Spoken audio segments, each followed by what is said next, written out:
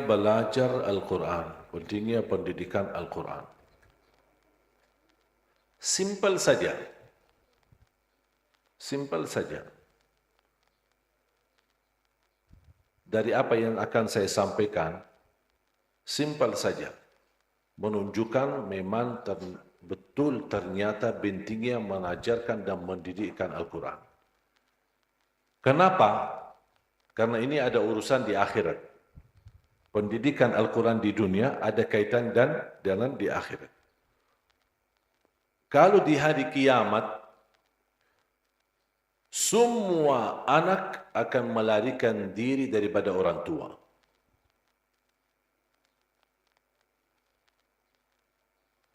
Coba ada Quran, ada yang bawa Quran, ada yang bawa Quran di sakunya boleh.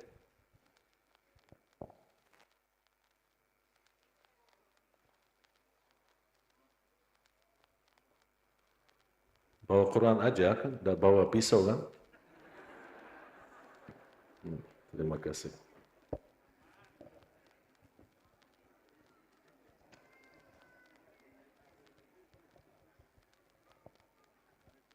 Jangan takut, santai-santai aja. Saya isi di masjid, di panggung, tidak apa-apa. Ada di belakang aman. Santai aja. Tidak bakal mati sebelum waktunya. Kalau sudah waktunya, bakal mati. Biar apa? Biar ada 1000 polisi. Kalau sudah waktunya, mati. Polisi bisa menjaga kita dari kerusuhan. Tapi polisi tidak bisa jaga kita dari malaikatul maut. Jadi santai-santai. Surat Abasa. Ayat 33, 34, 35, 36, 37.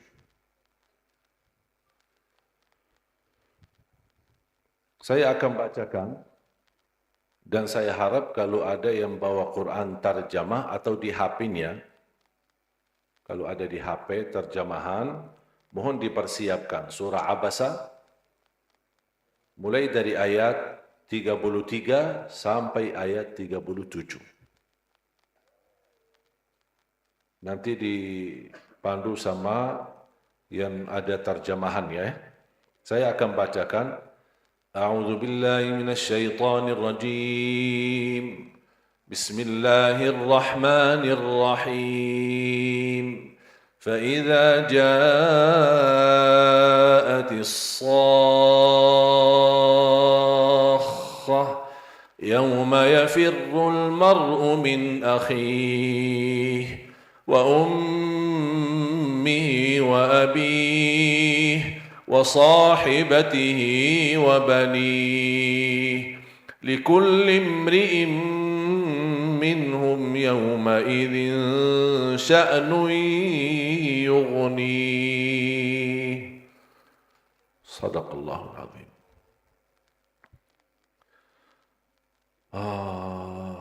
Wallahi indahnya Al-Quran.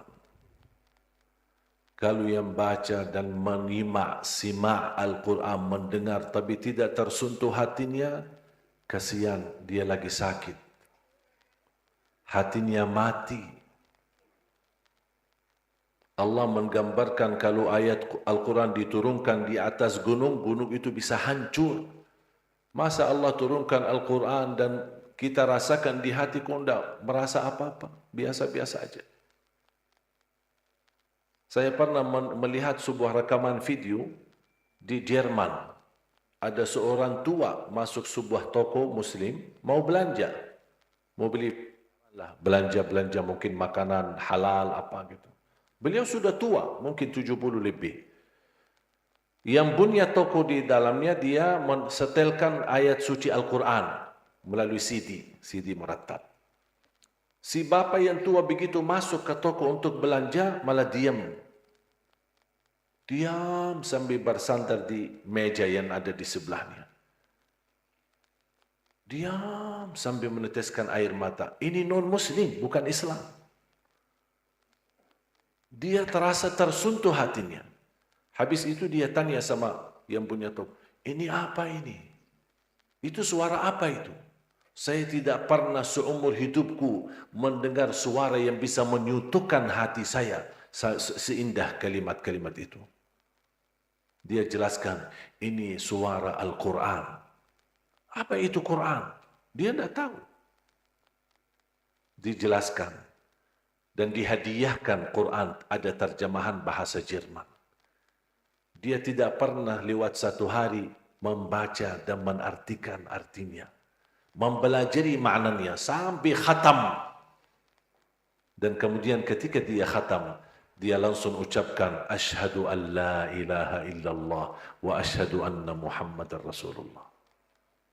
Biarpun orang kafir terbuka hatinya, dia saat mendengar kalamullah, wallahi tersuntuh hatinya.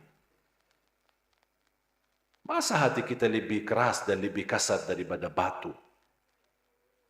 Makanya saya sering bilang sama jamaah, tingkatkan pendengaran Al-Quran. Sering dengar, bukan hanya baca, tapi simak. Karena mendengar Al-Quran, wasilah untuk menyucikan hati kita. Ada 3 hal yang bisa merusak hati dan bisa juga memperbaiki hati. Mata melihat, telinga mendengar, lisan lidah mengucap. Kita berkata dusta, bohong, titik hitam di hati. Kita baik, jujur, titik putih di hati. Kita dengar yang baik, halal, kalimatun tayyibah, nasihat, zikir, doa, kita dengar yang baik, titik putih di hati. Dengar gosip, fitnah, adu domba, berbagai macam, titik hitam di hati. Mendengar jelekannya orang, ingin tahu cerita orang, titik hitam di hati. Mempandangi yang halal, akan Allah berikan titik hitam putih di hati. Melihat yang haram, yang tidak dihalalkan oleh Allah, mempandangi yang haram, titik hitam di hati. Tergantung, kalau terlalu banyak titik hitam di hati, tertutup hatinya. Dan penyakit namanya ran. Dan obati ran itu tidak bisa diobati secara medis. Tapi ran adalah penyakit yang menutupi cahaya hati. Bisa diobati dengan zikir. Perbaiki pandanganmu, perbaiki pendengaran telingamu, dan perbaiki ucapanmu. Akan disucikan hatinya. Di antaranya sering pandangi Al-Quran, baca Al-Quran, dengan dengar Al-Quran.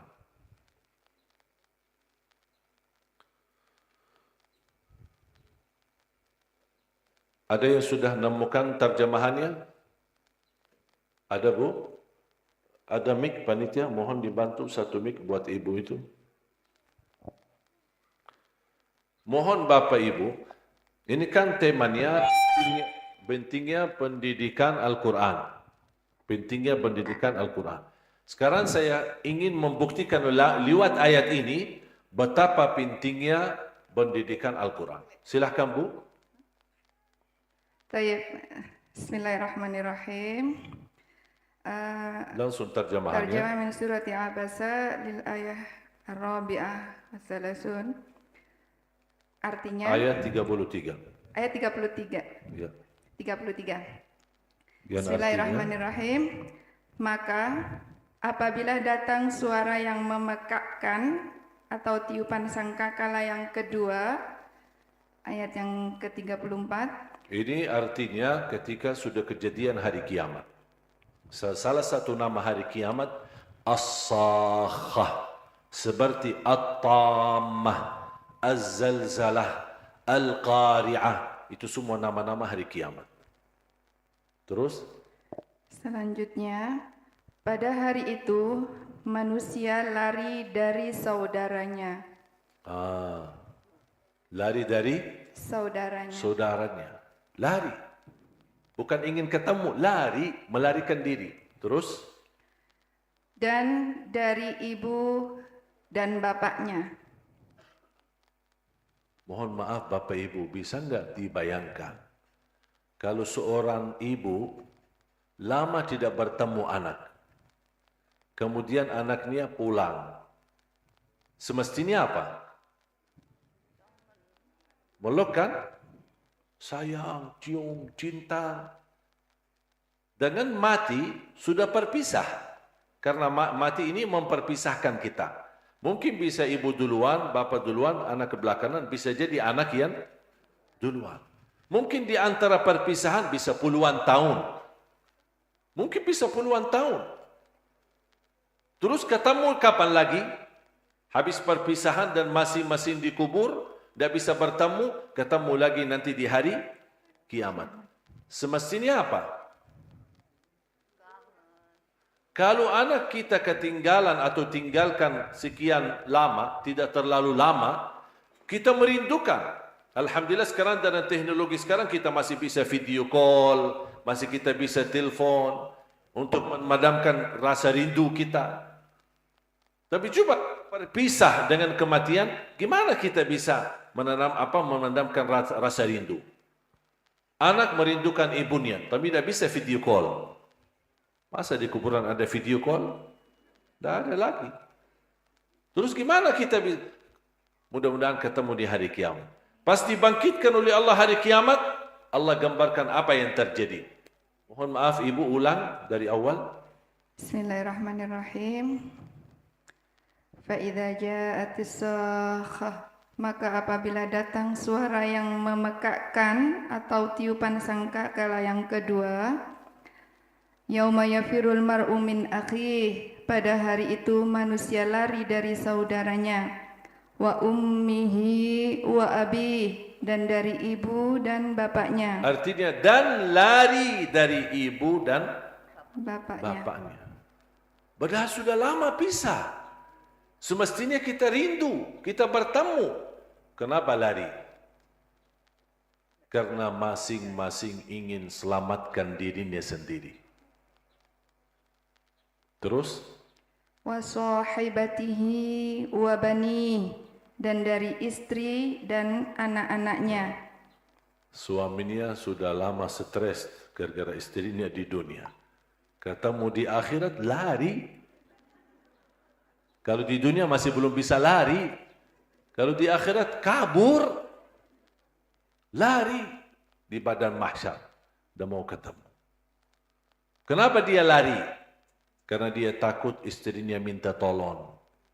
Sedangkan masing-masing ingin menolong sendiri. Ingin selamatkan diri sendiri. Apakah hanya adik, saudara, atau ayah dan ibu, suami dan istri? Tidak, ada lagi. Terus? Likulli imri'im minhum, maaf yang tadi, yang sebelumnya. Wa sahibatihi wa bani, dan dari istri dan anak-anaknya. Sampai anaknya. Jangankan orang lari dari ayahnya, ibunya. Ibunya dan ayahnya larikan diri daripada anak.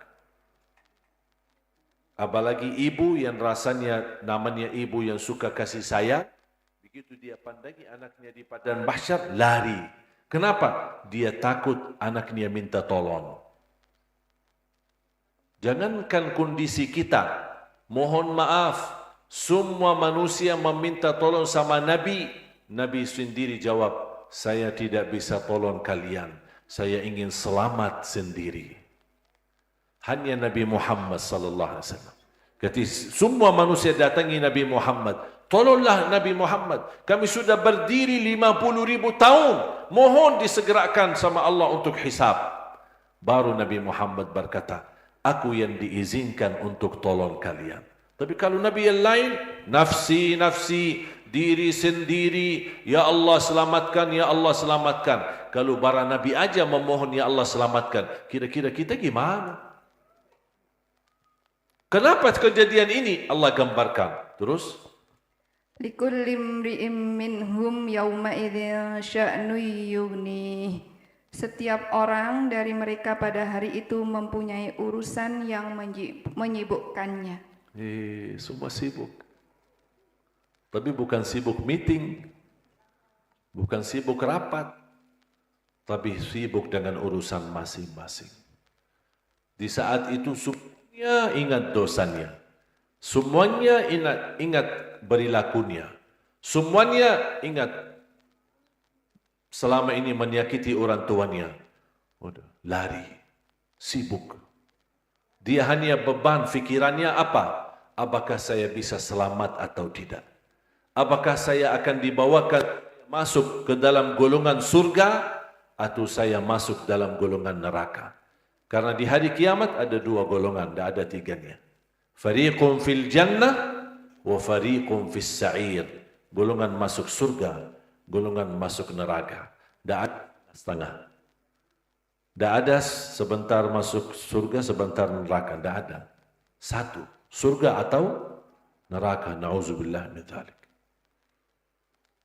Tapi ada berita gembira. Siapa yang mendatangi orang tuanya? Ini sekarang Allah gambarkan kan? Semua lari kan? Semua melarikan diri. Orang tua melarikan diri dari anak. Anak melarikan diri dari orang tua. Istri melarikan diri dari suami. Suami melarikan diri dari istri. Adik melarikan diri dari kakak. Kakaknya melarikan diri dari adiknya. Terus, siapa kira-kira yang memiliki keistimewaan dan kesempatan untuk menolong dan mencari orang tuanya? Tahu enggak siapa dia? Anak penghafal Al-Quran. Dia hanya satu. Karena dia penghafal Al-Quran, dia cari orang tuanya. Dia kejar orang tuanya. Dia ingin tahu di mana orang tuanya. Buat apa? Ingin hadiahkan mahkota di atas kepalanya orang tua. Yang cahayanya lebih sinar daripada cahaya matahari. Itu saja anak atas perjuangan orang tua. Anak menjadi penghafal Al-Quran. Anaknya itu yang akan selamatkan orang tuanya. Sedangkan orang lain, jurusan tinggi. Belajar sampai ke Amerika. Belajar sampai ke Inggris. Tapi tidak pernah memperhatikan Al-Quran. Begitu dilihat sama orang tuanya, hei anakku, saya akan bantu kamu sampai pendidikan kamu yang tertinggi, yang terbagus. Lari anaknya. Mohon maaf ayah, lari. Tidak ada gunanya pendidikan tertinggi ternyata.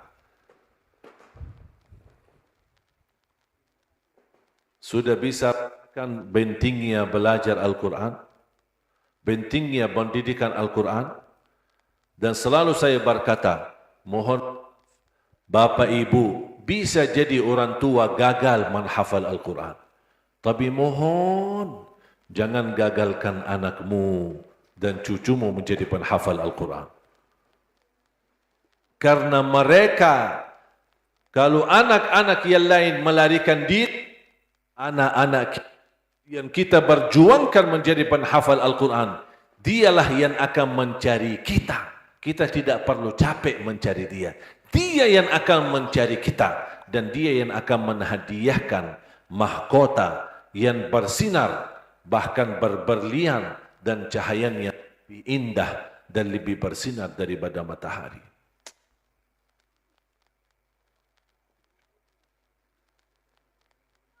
Ketika saya pernah satu saat,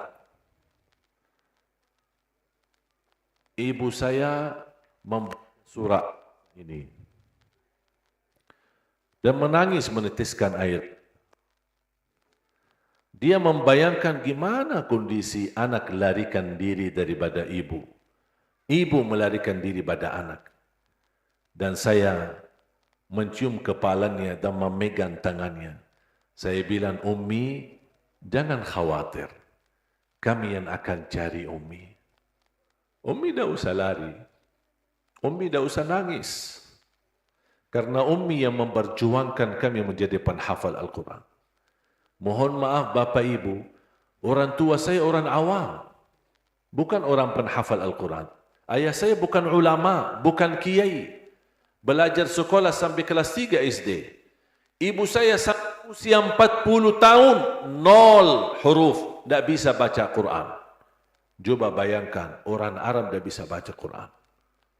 Sampai usia 40 tahun, sama sekali tidak bisa baca Quran. Allah anugerahkan keturunan 12 anak. 9 laki 3 perempuan. 10 di antara 12 penghafal Al-Quran 30 juz. Berapa mahkota yang ayah dan ibu kita dapat? Berapa karunia yang mereka dapat? Saya safari dakwah, saya sengaja mendatangkan orang tua saya dari Madinah. Karena mereka berdiam di Madinah. Saya datangkan, khususnya di kota Malang, saya bawa mereka. Kali ini sayang sekali mereka tidak bisa ikut, tapi di dalam beberapa titik saya ajak ibu sama ayah. Begitu kita pulang, ayah sama ibu nangis. Nangis begitu memperhatikan, begitu jamaah antusias dan sayang sama saya. Dan saya pula sayang sama jamaah. Saling mencinta karena Allah Subhanahu wa taala. Tidak ada kepentingan di antara saya sama bapa ibu. Kita hanya bersama-sama duduk dan alhamdulillah saya bangga menjadi rakyat Indonesia karena betapa Allah berikan karunia perhatian jamaah kepada saya dan keluarga. Alhamdulillah kita bisa terus istiqamah memperjuangkan Islam dan memperjuangkan Al-Quran karena berkat doa dari bapa ibu. Makanya ketika ibu dan ayah mereka datang dari Madinah, melihat ibu-ibu betapa luar biasa kasih sayangnya kepada kita, luar biasa perhatiannya kepada kita. Mereka datang di mana tempat bermalam kita, datangi berkunjungan, bapa-bapa memberikan perhatian, sampai ayah sama ibu merasa tenang. Walaupun mereka pulang ke Madinah, merasa tidak ada kekhawatiran karena mereka merasa anaknya sedang berada di tengah keluarga sendiri. Tak pernah saya merasa diri asing. Saya bilang sama ayah sama Ummi sama ayah merasa bangga karena begitu luar biasa perhatian jamaah kepada kami. Gimana kalau ayah di hari kiamat? Gimana Ummi kalau di hari kiamat? Masing-masing anaknya dari 10 penghafal Al-Quran akan mencari ayah dan Ummi untuk memberikan mahkota yang luar biasa indah. Mungkin kami bukan berjurusan tinggi, sekolah yang tinggi. Biasa-biasa saja. Dan alhamdulillah berkat tuannya, berkat anaknya menjadi penghafal Al-Quran. Sekarang sebaliknya, ayah dan ibu ikut dari nol belajar Al-Quran dan menjadi penghafal Al-Quran. Yang menjadi gurunya adalah anaknya sendiri. Dan saya berhasil merayu 7 adik saya, 7 adik kandung. Saya datangkan mereka dari Madinah. Dan saya sudah sampaikan, di Indonesia mereka sangat haus belajaran Al-Quran. Mereka ingin membaca Al-Quran dengan benar. Bahkan banyak ingin menghafal Al-Quran. Dan tugas ini luar biasa besar. Dan impian ini sangat indah. Dan saya tidak bisa bekerja sendiri. Ayo adik-adik saya, kalau kalian berkenan, datang ke Indonesia. Tapi saya bilang sama mereka, saya tidak bisa janji gaji. Saya tidak bisa janji uang. Saya tidak bisa janji rumah yang bagus. Saya tidak bisa memfasilitasi adik-adik saya. Saya sampaikan begitu. Kalau kalian mau cari aman, mohon maaf, Madinah lebih aman. Kalau mau cari suci, Madinah lebih suci. Mau cari makmur, Madinah lebih makmur. Mau cari berkah, Madinah lebih berkah. Mau cari makam wali, Nabi Muhammad lebih baik daripada wali. 1000 wali di Indonesia masih lebih mulia makam Nabi Muhammad sallallahu alaihi wasallam. Tapi kalau kalian datang ke Indonesia untuk memperjuangkan Al-Quran, terbuka kesempatan. Tapi kalau kalian hanya buat jalan-jalan, lebih baik diam aja di Madinah. Saya rayu dan memberikan semangat. Alhamdulillah, 7 adik kandung saya berhasil membawa mereka datang ke Indonesia. Mulai dari mereka belum bisa bahasa Indonesia, sampai mereka alhamdulillah bisa bahasa Indonesia. Dari mereka belum punya keluarga, biar mereka betah dan tidak bosan, saya jodohkan sama orang Indonesia. Yang perempuan nikah sama laki-laki Indonesia, yang adik saya yang laki nikah sama orang Indonesia. Ibu-ibu jangan khawatir, masih ada lagi. Bahkan saya dorong adik saya, kalau boleh adik saya, tolong masing-masing nikah istri 4 dan setiap istri melahirkan 1 lusin. Subhanallah. Semuanya jadi penghafal Al-Quran. Gimana Pak? Setuju? Ibu-ibu? Oh dah, ibu-ibu. Ibu kan ini buat Al-Quran. Buat Islam. Buat kebaikan. Tidak usah. Luar biasa. Sebenarnya salah satu yang membuat saya betah di Indonesia, ini ibu-ibu sebenarnya. Luar biasa. Perhatian ibu-ibu kepada saya luar biasa. Saya disebut penggemar ibu-ibu. Setiap di rumah, alhamdulillah, tidak pernah saya belanja. Semua kiriman dan titipan dari ibu-ibu. Sampai istri, ini kiriman dari mana? Dari ibu-ibu. Tulisan itu dari ibu-ibu. Tulisan itu dari ibu-ibu. Hari milad saya ada banyak kiriman. Dari mana? Dari ibu-ibu. Sampai istri, semua kiriman dari ibu-ibu? Saya bilang enggak. Yang itu dari bapak-bapak.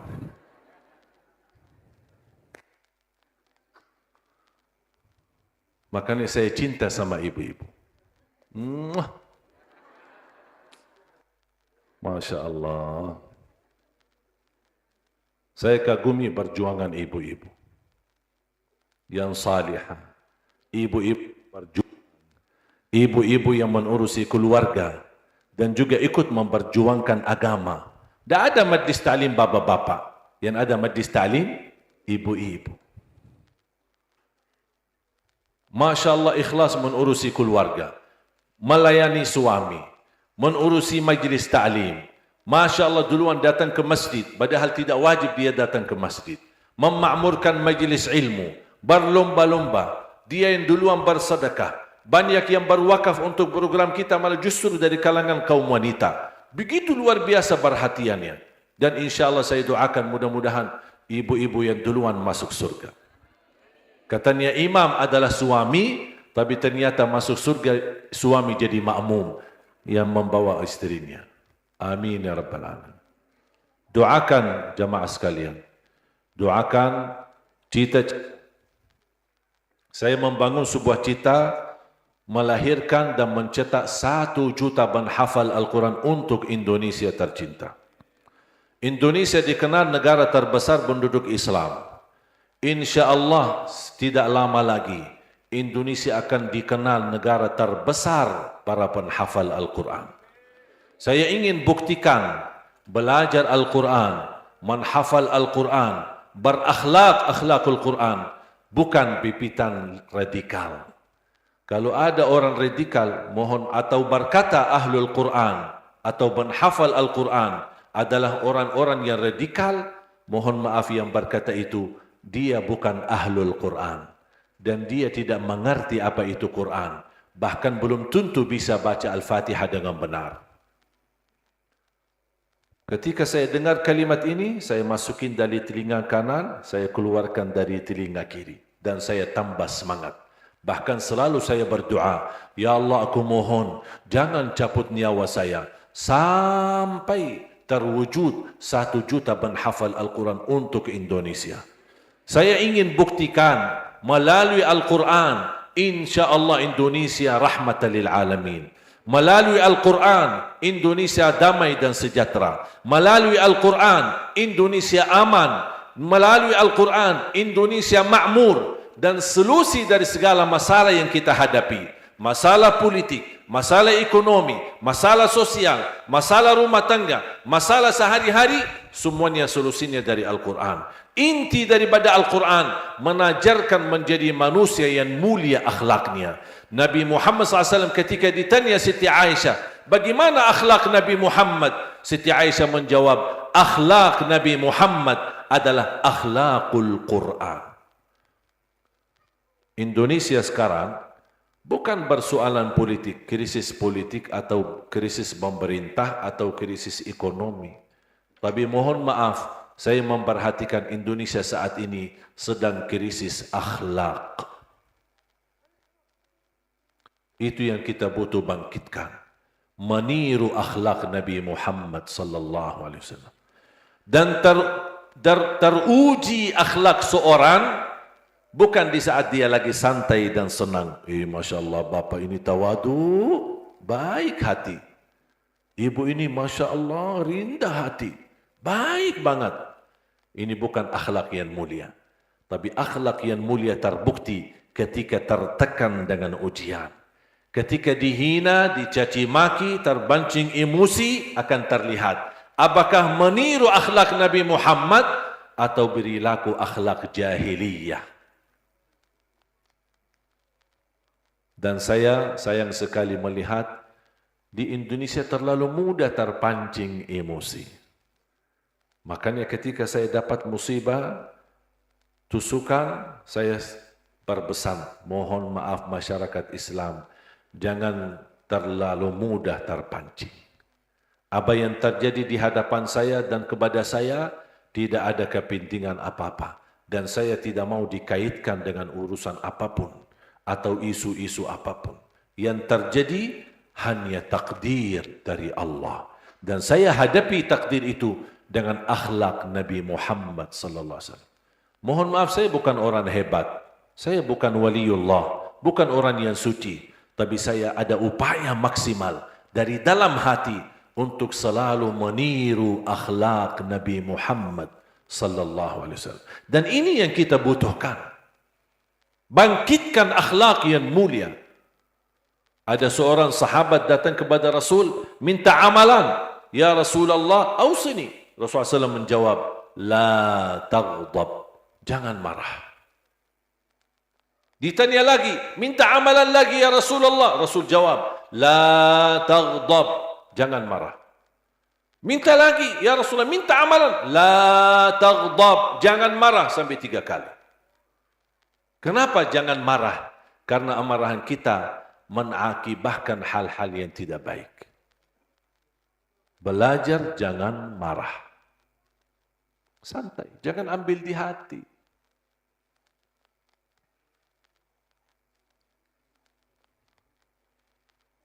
Ada kejadian beberapa tahun lalu saya haji.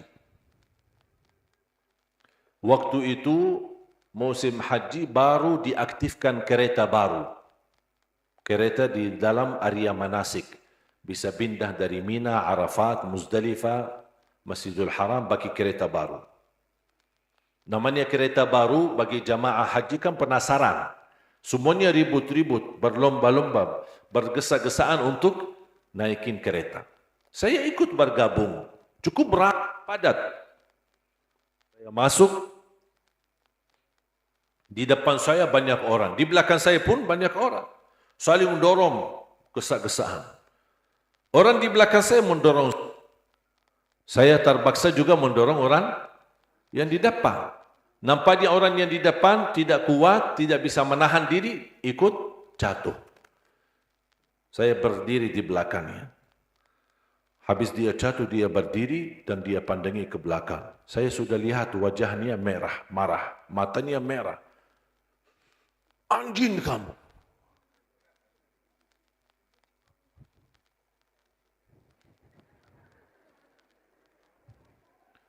Mana anjingnya?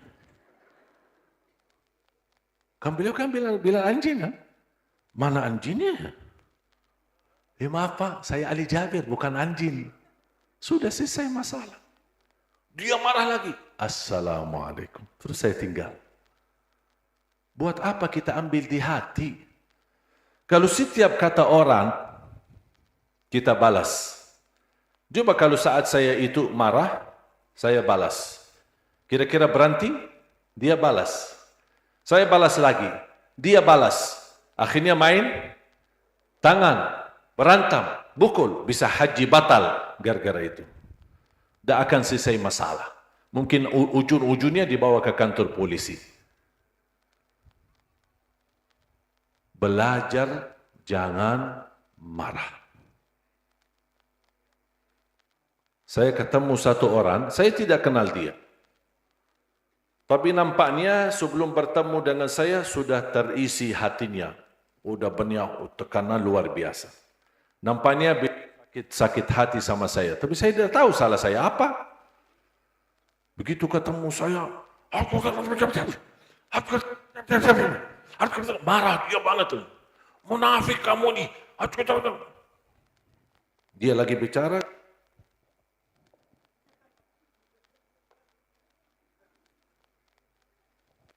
diam. Saya tidak mempandangi dia, karena lagi didampingi syaitan. Saya diam. Begitu sudah saya tidak mendengar ada suara, saya angkat pandangan saya. Udah selesai Pak? Udah. Assalamualaikum. Jalan. Tidak usah ambil di hati. Kalau kita selalu marah, yang stres bukan dia, kita yang sakit.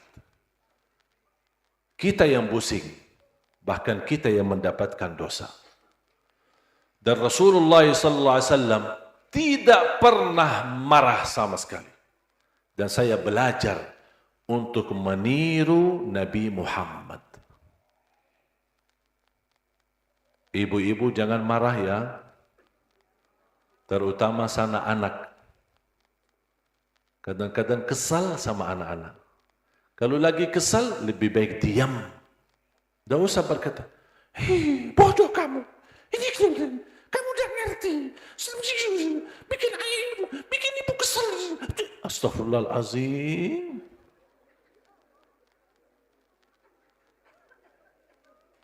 Kalau ibu ucapin ini, kira-kira tentang apa yang terjadi, berubah enggak? Akan terulang lagi tidak terjadi? Sudah terjadi. Buat apa marah? Saya pernah di rumah, namanya anak-anak. Saya punya anak paling kecil 1,5 tahun. Lucu, aktif. Ibunya sedang minum kopi. Taruh di meja. Main handphone, datang anaknya, megang gelasnya, tumpahin. Ibunya marah. Saya lihatin itu. Sampai anaknya nangis. Saya datangi kepada anak, saya meluk. Saya tanya sama istri saya, kopinya mana? Sudah ditumpahin. Terus tadi kamu marah. Coba lihat gelasnya, kembali enggak kopinya ke dalam gelas? Coba lihat. Kalau kembali, tidak apa-apa saya terima kamu marah sama anak kita. Tapi kalau kopinya tidak kembali, buat apa marah? Sekarang anaknya jadi sakit hati, tersinggung, dan tidak dirubah takdir. Takdir sudah jalan. Baru dia datang meluk anaknya dan minta maaf. Jangan marah. Lapangkan dadamu. Wallahi akal adem hatinya. Enak hidupnya. Saya belajar apapun yang saya hadapi, selalu saya ucapkan Alhamdulillah. Kalau itu musibah, Alhamdulillah. Inna lillah wa inna ilaihi raji'un.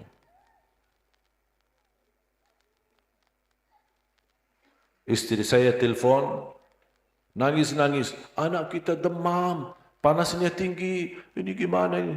Alhamdulillah. Inna lillah wa inna ilaihi raji'un. Habis itu, nanti kita urus rumah sakit. Santai. Takdir Allah tetap berjalan. Suka tidak suka, mau tidak mau, takdir Allah tetap berjalan. 4 tahun atau 5 tahun yang lalu, saya pernah dapat musibah dicuri mobil saya. Padahal sebenarnya mobil itu hadiah dari jamaah. Dapat hadiah dari jamaah wakaf untuk dakwah. Saya pakai mobil Innova. Belum beberapa minggu dicuri. Saya keluar dari Masjid habis subuh, dari pesantren kami, bukan pesantren kantor kami di pinggir jalan di Jakarta. Pas saya keluar dari musalla, mobilnya mana? Tidak ada. Saya pikir mungkin ada supir atau siapa yang bawa. Tiba-tiba datang petugas penjaga yang di saat itu sedang tidur. Dan dia di layar, karena kamera CCTV, dia lihat di layar dicuri, ada 4 orang. Begitu saya sudah meyakinkan mobil saya dicuri, saya ucap Alhamdulillah. Inna lillah wa inna Tuhan.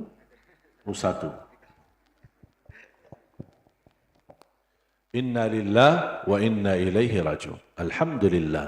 Inna lillah wa inna ilaihi raji'un. Alhamdulillah. Inna lillah wa inna ilaihi raji'un. Allahumma ajirni fi musibati wa akhluf li khairan minha. Ya Allah, sempurnakan pahala bagiku terhadap musibah ini dan ganti yang lebih baik. Terus saya lihat lagi di layar ada 4 orang. Begitu lihat mereka sangat tertib dan sangat profesional untuk membongkar mobilnya, matikan sunsernya dan bawa mobilnya. Saya berdoa di saat itu, ya Allah, kalau maling ini benar-benar sedang butuh.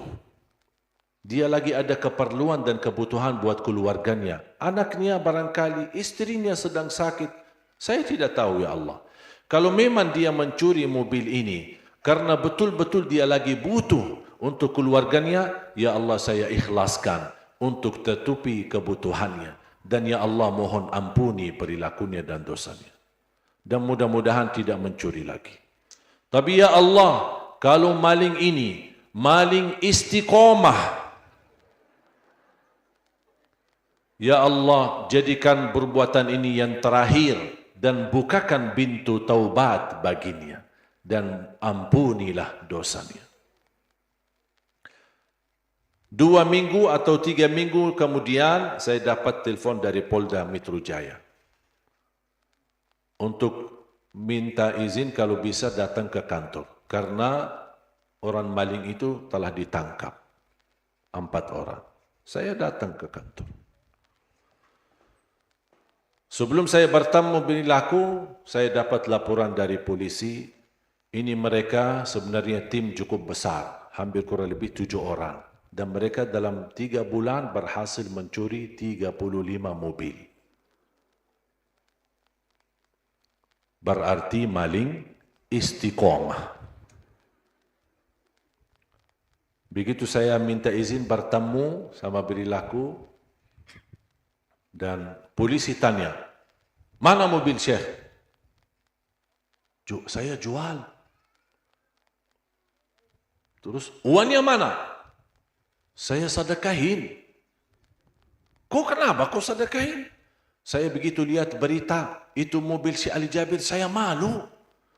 Makanya tidak berani pakai uang itu. Saya sedekahin. Saya bilang, subhanallah, maling tapi saleh.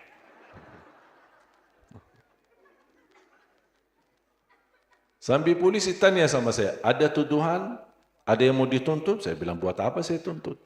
Takdir Allah sudah jadi dan sudah jalan. Dan saya tidak ada tuntutan apa-apa. Saya ikhlaskan dan saya maafkan. Tapi saya ingin satu pesan. Saya bilang, mohon Ananda, bertaubatlah. Kita manusia tidak terlepas dari salah. Bertaubatlah dengan jujur, pasti diampuni Allah. Dan jadi anak bangsa yang baik. Dan jagalah nama baik Indonesia. Udah, habis itu saya tinggal.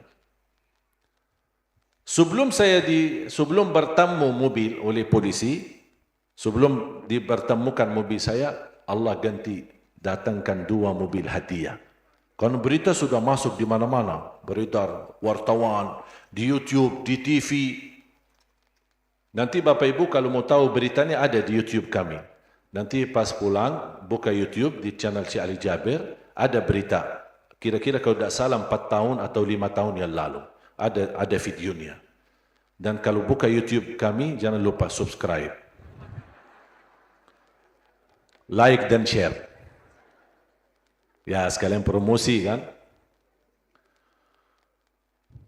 Allah Subhanahu wa taala sebelum bertemukan mobil, saya dapat 2 mobil baru. Yang hilang mobil Innova, tapi saya dapat menggantinya Honda CR-V sama Honda BR-V. Masya Allah. Saya di saat itu bayangkan gimana kalau yang hilang istri saya. Astaghfirullahaladzim. Ini direkam ya Pak? Nanti dihapus ya Pak? Dihapus. Kalau istri saya tahu nanti kacau. Alhamdulillah saya cinta dan sayang sama istriku. Dan istriku pun sayang sama saya.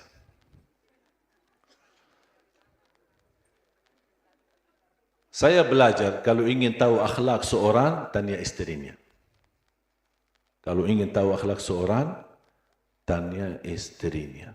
Makanya orang tanya kepada siapa? Kepada Siti Aisyah.